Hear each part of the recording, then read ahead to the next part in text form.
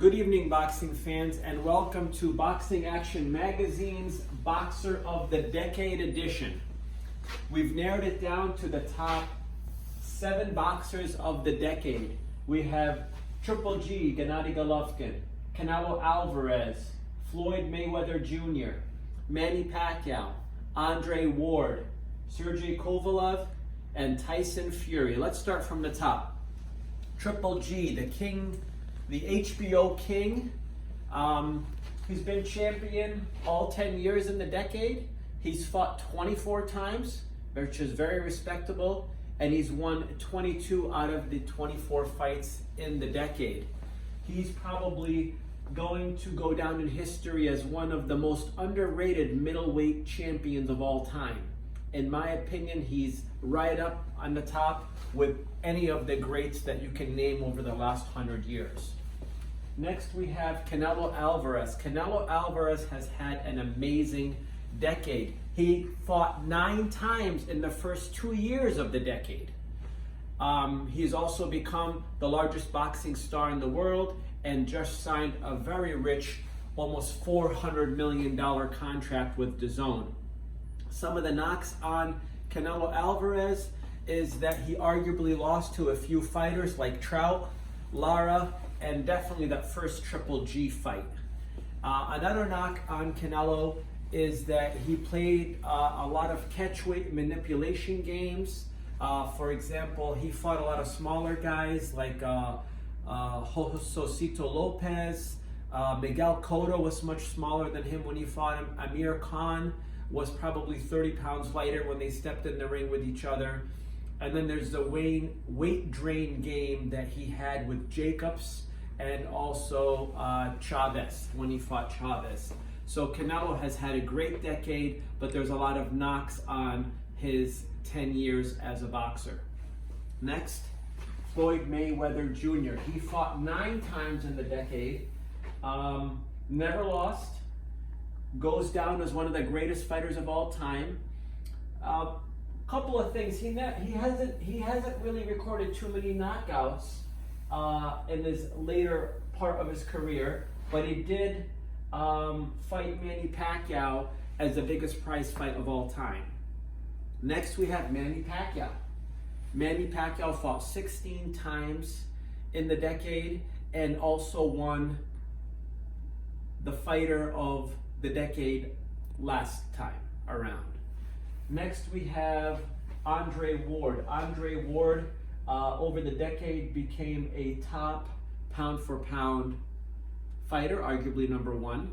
He fought 11 times. He had a sensational breakout performance when he fought in the Super 6. He was always in a tough situation because he was never a really big money maker. He never was a really big draw, but you can tell his skill set was second to none. And he's another one that over time, people will try to knock his career that he didn't fight anyone. But believe me when I tell you, he was so good, nobody wanted to fight him. That's how good he was. He's also probably the best boxing analyst on the planet currently. His views on boxing are second to none. Next, we have Kovalev. Kovalev reminds me not to the extent of Triple G, but the Crusher is a great fighter, another HBO staple. He's one of those guys that's in history, I believe, is going to be very underrated. I mean, he knocks people out. He has a lot of power. He fought 34 times in the decade, 13 fights in his first 2 years in the decade. So Sergey Kovalev definitely deserves to be up here in the top 7. He has had a tremendous career. And then last but not least, Tyson Fury, 21 fights in the decade, came back in the middle of the decade and shocked the planet when he beat Vladimir Klitschko when no one thought he could do it. He went from a villain, talking all kinds of trash in the first half of the decade, to becoming champion, going through depression and weight gain, coming back, and really turning the hearts of people around the world. I mean, how can you not be proud of this guy after all that he's been through? He is the entertainer of boxer. There's no better, bigger entertainer, more fun person to listen to than Tyson Fury. With all that said, very tough decision to pick one out of the 7. The winner, 2010 to 2019 Boxer of the Decade for the 2nd time in a row, is Manny Pacquiao. Why Manny Pacquiao? Because he has done things no one has ever done. And in a few hundred years from now, when we look back at one boxer, one name, just like we talk about Babe Ruth in baseball, just like we'll always talk about Michael Jordan in basketball, this is the one name that's going to pop up, Manny Pacquiao. And the funny thing, in this decade, he arguably wasn't even the best boxer. Even in his weight class, Juan Manuel Marquez, in my opinion, won not only fight number 4, but he won all 4 fights. I thought he had outboxed Manny Pacquiao. Manny Pacquiao also lost to Floyd Mayweather Jr., even though that wasn't fair because Manny Pacquiao is clearly a smaller man. In his prime, he was the most feared boxer since Mike Tyson. At one point in time when he fought people, he was retiring them. He wasn't only beating them, he was retiring them.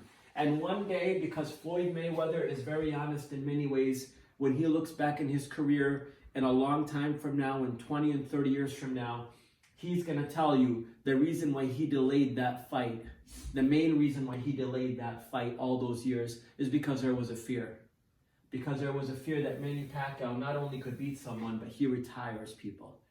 So Manny Pacquiao might not have been the single best boxer of the decade, but when you put all the entertainment value he has, all the fights he has produced, the way he fights, and the respect he gives the sport, we have a winner. Congratulations, Manny Pacquiao, Boxing Action Magazine Fighter of the Decade.